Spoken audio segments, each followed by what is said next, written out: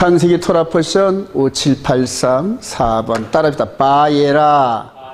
바예라 나타나시니라 그래요. 창세기 18장 1절 시작. 여호와께서 마므레의 상수리 나무들이 있는 곳에서 아브라함에게 나타나시니라. 날이 뜨거울 때 그가 장막문에 앉아 있다가 그래요. 자, 요 그림이 참 너무 이제 중요한데, 하나님께서 우리 인류 구원의 역사를, 하나님은 영이신데 눈에 안 보이셔요. 눈에 안 보이시고 궁극적으로 저와 여러분들의 보이지 않는 영적 부분, 즉 영의 몸, 이 부분을 하나님과 동일한 DNA를 갖는 그런 존재로 만드시는 과정이 에덴 동산부터 시작해서 우리 주님 재림하실 때까지예요. 근데 그 역사의 무대가 어디냐 하면은 바로 이스라엘 땅이에요. 이 중심. 그래서 이걸 잠깐, 이거는 말을 안 듣지, 이렇게 해서.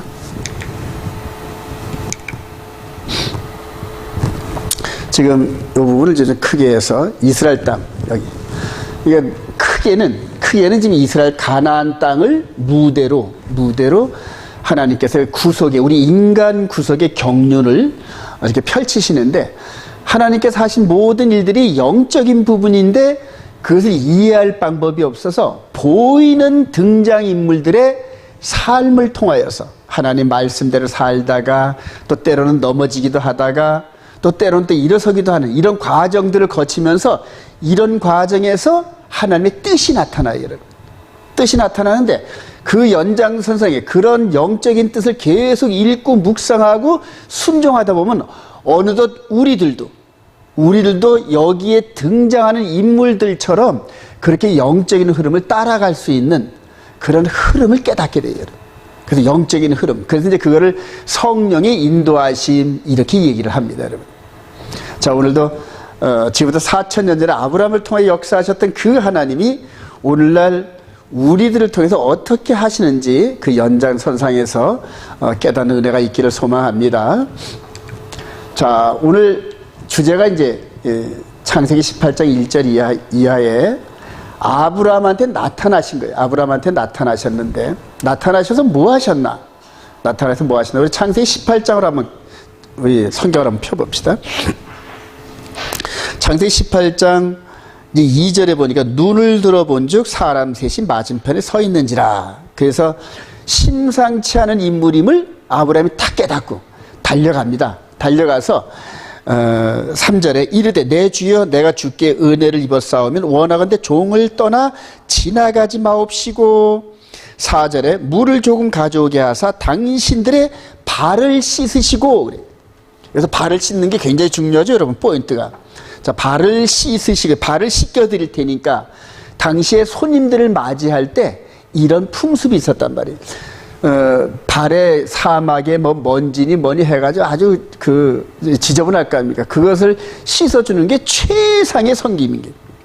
자, 그리고 또 5절에 내가 떡을 조금 가져오리니. 그래서 그렇게 제안을 하니까 이 세 분이 허락을 하시는 거예요. 그리고 이제 6절에 7절 이하에 아브라함이 급히 음식을 만들어서 우리 8절 한번 봅시다. 아브라함이 엉긴 젖과 우유와 하인이 요리한 송아지를 가져다 그들 앞에 차려놓고 나무 아래에 모셔섬에 그들이 먹으니라. 그들이 먹으니라가 너무너무 중요하죠, 여러분. 근데 여태까지 우리들은 이런 것들을 간과했다는 얘기인데, 예전에 저도 아니 하나님께서 이 세 분 중에 한 분으로 나타나는데 이분이 야훼, 이분의 이름이 요헤바헤. 자, 이분이 성자 예수님이시라는 건 요즘에는 대부분의 좀 이렇게 공부 많이 한 목사님들은 그걸 인정을 하시더라고요. 그러니까 구약의 야훼로 등장하는 이 부분이 창세기 2장 1절부터 야훼로 등장하는데 그 이전까지는 엘로힘으로 등장합니다, 여러분. 이게 엘로힘. 이 복수고 이건 단수거든요. 그러니까 야훼 엘로힘, 야훼 하나님. 근데 이분이 손을 보라, 못을 보라. 이름이 개념이 그래요. 손을 보라, 못을 봐라. 그러니까 이상하죠, 여러분. 하나님의 이름을 파싱을 하니까 손을 봐라, 못을 봐라, 이런 얘기예요. 그러니까 창세기 2장에서 이렇게 나타난 이분의 이름을, 개념을 알 수가 없잖아요. 근데 나중에 이분이 어떤 이름으로 나타나냐면 예슈아로 나타납니다. 예슈아로. 근데 이 예슈아로 나타나는 이 부분도 전능하신 분의 손에 못을 보라, 이런 의미가 있어요. 그래서 제가 나중에 히브리 뿌리 토라를 묵상하다 보니까, 아, 이름의 개념이 구약에서는 야훼, 요훼, 바훼로 나타나실 때 이분이 육신으로 나타나셨을 때는 예슈아로, 즉 그 백성들을 구원하려 하심이라, 이런 의미가 있더라고요. 자, 근데 이 야훼, 이분이 아브라함한테 나타나셔가지고 아브라함이 제안한 대로 발을 씻기움을 받고 아브라함이 차려놓은 음식을 아브라함과 함께 먹더란 얘기입니다. 먹는데 우리 지난 시간에 우리 계속 연장선상에서 이스라엘 백성들이 결혼하는 과정들을 한번 우리 공부했었죠. 결혼하는 과정들을. 자, 첫 번째 제안, 두 번째 수락.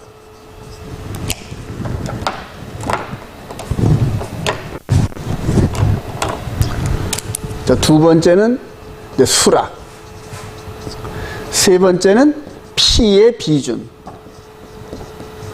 자, 네 번째는 뭐라 했죠? 먹고 마심. 자, 이 먹고 마심이 완결되어져야 그 언약이 완전하게 계약 상태로 이제 이루어지는 겁니다, 여러분. 자, 그래서 하나님께서 아브라함을 창세기 12장에서 이렇게 부르셔가지고 내가 너를 복을 줄 테니, 자녀들과 아들과 땅과 복을 줄 테니 내가 지시한 땅으로 가라 그랬는데 와서 보니까 가나안 땅이에요. 가나안 땅이. 그리고 여기에서 이제 하나님의 말씀대로 이렇게 이끌림을 받으면서 이제 여기까지 창세기 18장까지 왔는데, 오늘 나타나심의 요 부분이 이게 너무너무 중요하다는 얘기입니다. 그래서 요 가나안 땅을 중심으로 지금 하나님께서 아브라함과 함께 이 구속의 경륜을 펼쳐가는 이런 과정들인데, 자, 요 부분을 여러분들 실제로 나타난단 말입니다. 즉 여기에서 천사로 아브라함한테 나타나셨던 그 하나님이 육신으로 오셔서 마태복음에 보면은 아브라함과 이삭의 자손, 아브라함과 다윗의 자손, 예수 그리스도의 세계라, 이런 식으로 하면서 요분이 나타나셨어요. 여기서도 아브라함한테 나타나셨는데, 나타나셔서 만찬, 즉 언약의 절차 과정에서 제안과 수락과 피의 비준, 먹고 마심을 이루기 위해서 이분이 오신 거란 말입니다. 자, 그런데 여기서도 이분이 나타나셨단 말입니다. 그럼 구약적 배경에서 아브라함한테 나타나셨던 이 하나님이 이스라엘 백성들에게 나타나셨는데 궁극적으로 뭐 하려고 나타나셨을까요, 여러분? 자, 이 말씀의 흐름을 볼 때 바로 이 상태를 이루시기 위해서 새 언약을 체결하러 오신 이분인데, 이분이 산상수훈에서 제안을 하시는 겁니다, 여러분. 제안을 하시는 거고, 그 다음에 백성들은 수락을 한 거고, 그 다음에 피의 비준, 먹고 마신 이 절차대로 그대로 이루시려고 이 땅에 나타나셨단 말입니다. 자, 그래서 나타나셔서 뭐 했는지 제안을 하셨습니다. 여기서 이스라엘 백성들에게 제안을 하십니다. 그리고 3년 반 공생애가 끝나고 난 다음에 12 제자들을 대표로 해서 이들이 이스라엘 백성들을 대표해서 수락을 한 겁니다. 수락. 자, 수락을 했더니 그 다음에 뭐가 필요하죠? 피의 비준이란 말이에요. 피의 비준. 자, 피의 비준인데 바로 6월절에 십자가에서 잡히시기 전날 6월절 세대를 할 때 이미 여기에서 피의 비준, 즉 십자가에 피 흘리실 것을 확정하시고 난 다음에 여기서 말씀을 하셨어요. 우리 마태복음 26장 한번 가보실까요? 마태복음 26장.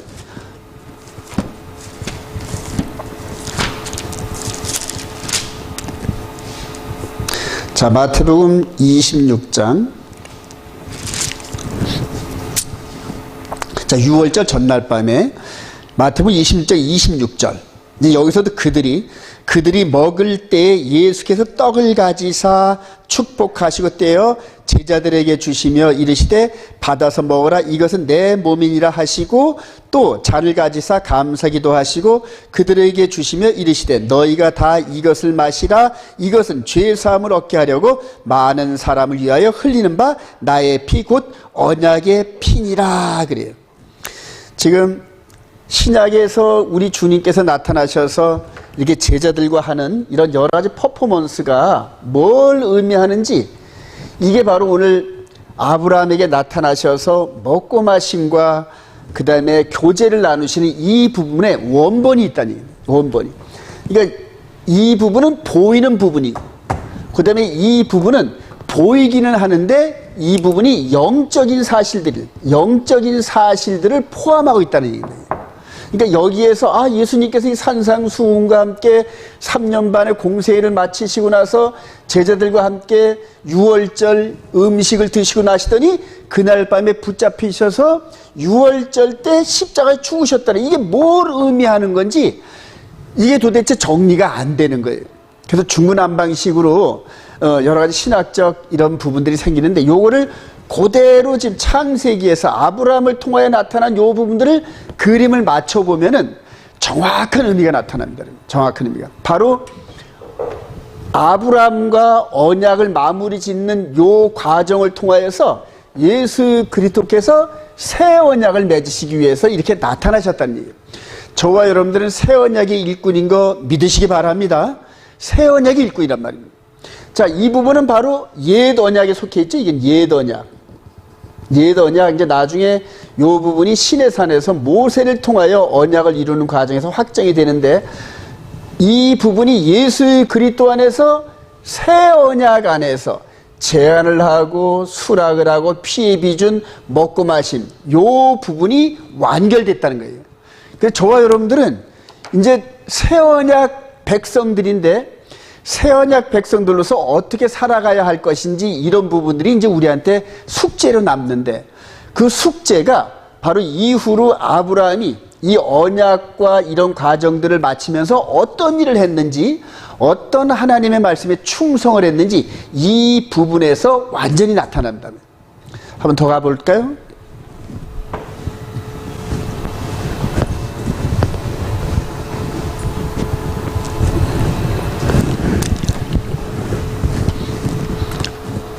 자, 우리 히브리서 1장 1절 옛적의 선자들을 통하여 여러 부분과 여러 모양으로 우리 조상들에게 말씀하신 하나님이 이 모든 날 마지막에는 아들을 통하여 우리에게 말씀하셨으니 그래요. 말씀하셨으니 이 아들을 만유의 상속자를 세우시고 또 그로 말미암아 모든 세계를 지으셨느니라 이렇게 말씀을 하셨는데 바로 지금 요 예루살렘 성전산을 중심으로 해서 우리 주님이 오시기 2000년 전에 바로 이 이삭을 번제로 드리는 아브라함의 순종을 통하여 장차 하나님의 아들 예수 그리스도를 십자가에 못 박으시는 이런 과정들을 미리 보여주신 거예요.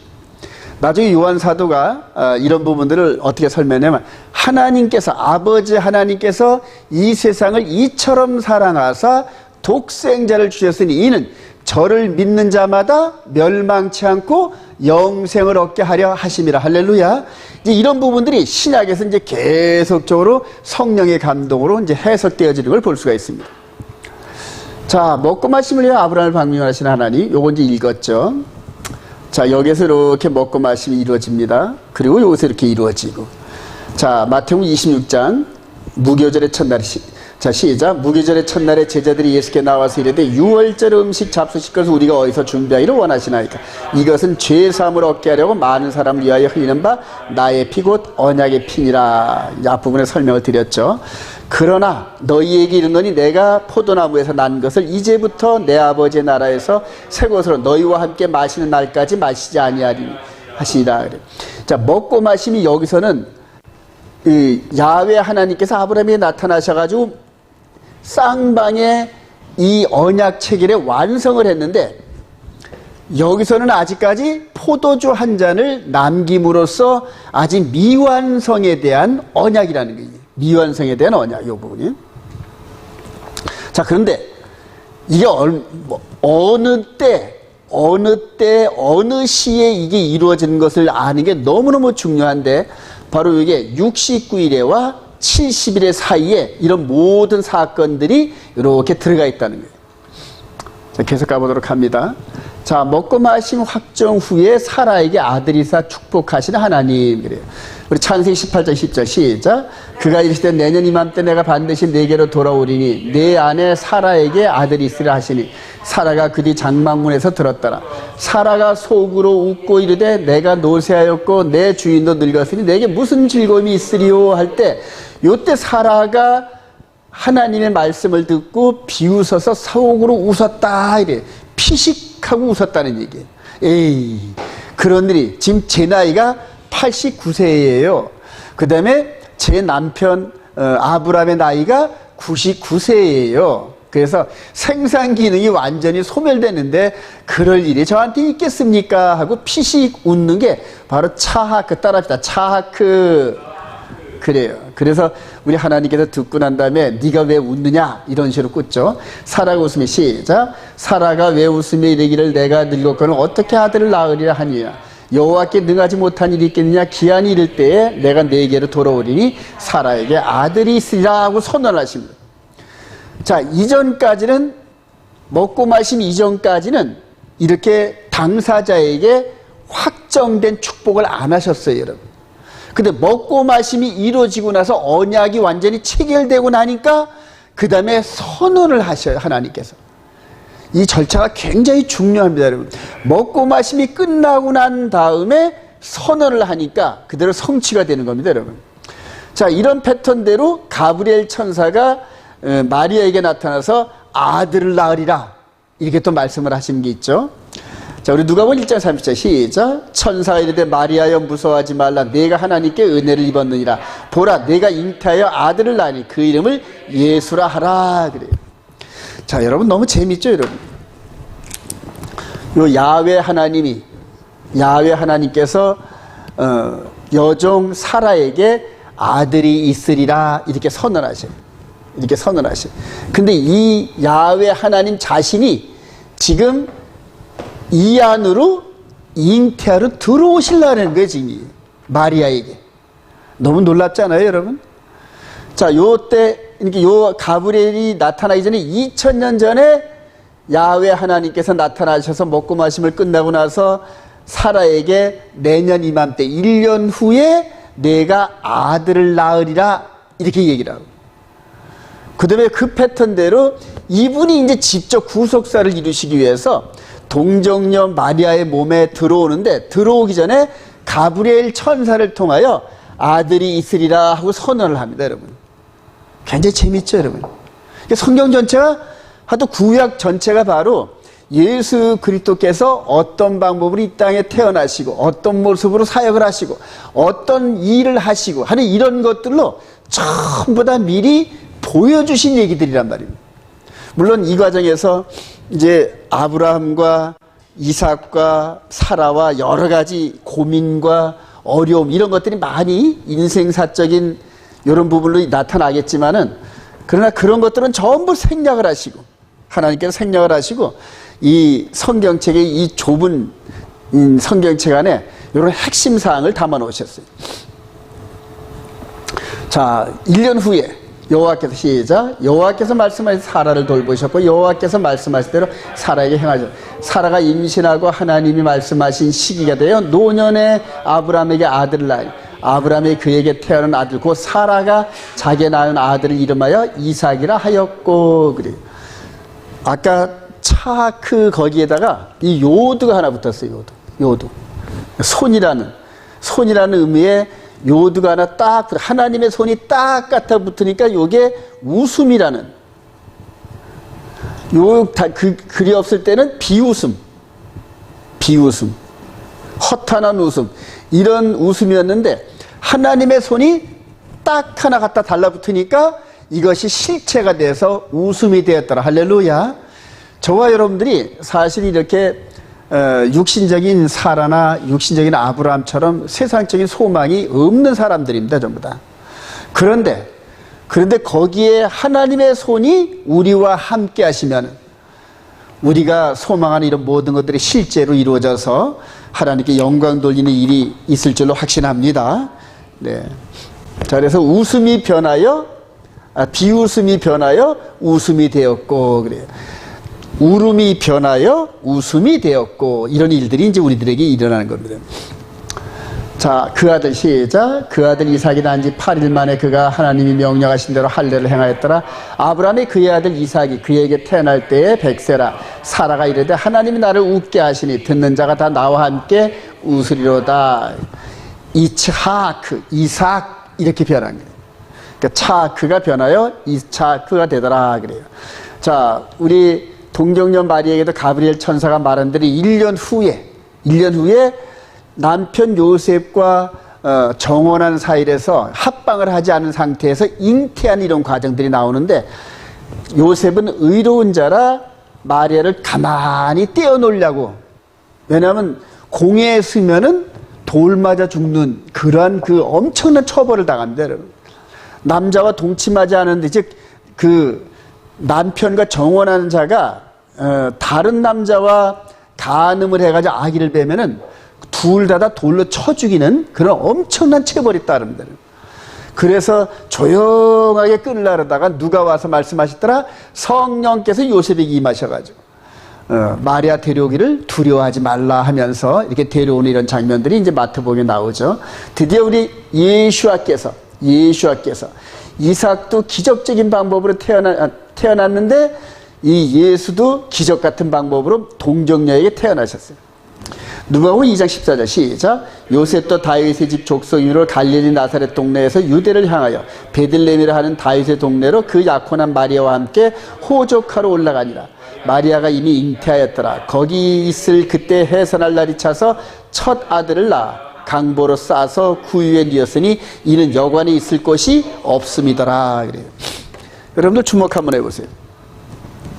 이게 뭐에 쌓였더라? 강보에 쌓였어요. 어디에서? 베들레헴. 근데 여러분, 참 놀라운 게, 6월절 어린 양을 그 양들이 수만 마리가 죽는 가운데서 대제사장이 잡을 6월절 어린 양은 정말로 그 양들 중에 콘테스트를 열면은 미스 뭐 이런 양이 될 거 아닙니까? 최고로 좋고 흠이 없는. 근데 그 양을 매년 어디서 데려오냐면 베들레헴에서 데려온답니다, 여러분. 베들레헴에서. 근데 베들레헴에서 다른 양들은 목자를 따라서 걸어옵니다. 대개 한 10km에서 2km 정도 되는데, 예루살렘에서 죽을 그 양들이 평상시에 목자를 따라서 베들레헴 여기저기에서 이렇게 자란답니다, 여러분. 근데 이 목축업자들이 6월째만 되면 대목이잖아요. 그러니까 기르던 양들을 전부 예루살렘으로 데려가는데, 지금처럼 뭐 차나 이런 게 없으니까 어떻게 데려갈까요? 평상시에서 인도하는 대로 앞에 서서 베들레헴에서 예루살렘으로 이렇게 갑니다, 여러분. 그리고 양떼들은 어떻게 할까요? 그 목자를 따라서 이렇게 걸어간단 말이에요. 자, 그런데 대제사장이 드려질 이 양은 베들레헴에서 선발돼 가지고 어디에 쌓이냐면, 너무 귀중한, 일단 6월절 양으로 정한 그 양은 너무나 귀하거든요. 그러니까 상처나 이런 게 나면 안 되니까 어디에 싼다? 강보에 싼답니다, 여러분. 강보에. 자, 그래서 우리 예수님도 베들레헴에서 강보로 태어나셨는데, 뭘로 태어나셨다? 6월절 양으로 태어나신 거란 말이에요. 이런 부분에서 이스라엘 백성들에게 6월절 양으로 오시는 이런 여러 모양들을 이렇게 여러 가지 형태로, 모양으로 주신 것을 우리가 볼 수가 있습니다. 강보에 쌓이는 예수, 강보에 쌓이는 6월절 어린 양, 이렇게 설명을 드릴 수가 있겠죠. 자, 계속해서 보도록 합니다. 자, 불심판에, 그 다음에 이제 이렇게 우리 주님께서 아브라함과 만찬을 끝내고 난 다음에 느닷없이 소돔과 고모라를 멸하겠다, 이제 이런 장면이 나옵니다. 자, 우리 창세기 19장 24절 시작. 여호와께서 하늘 곧 여호와께로부터 유향과 물을 소돔과 고모라에 비같이 내리사 그 성들과 온들과 성에 거주하는 모든 백성과 땅에 난 것을 다 엎어 멸하셨더라. 롯의 아내는 뒤를 돌아보았으로 소금 기둥이 되었고. 그래요. 자, 이 퍼포먼스를 어떻게 보여주셨을까요, 여러분? 바로 예수 그리스도로 말미암아 구속 사역이 마무리가 되면은 이 땅은 불로 심판할 것을 우리들에게 보여준 겁니다, 여러분. 자, 사도행전 17장 30절 시작. 알지 못하던 시대에는 하나님이 간구하셨거니와 이제는 어디든지 사람에게 다 명하사 회개하셨으니 이는 정하신 사람으로 하여금 천하를 공의로 심판을 작정하시고 이에 그를 죽은 자 가운데 다시 살리신 것으로 모든 사람에게 믿을 만한 증거를 주셨습니다 하니라. 그래요. 베드로서 2장 6절 시작.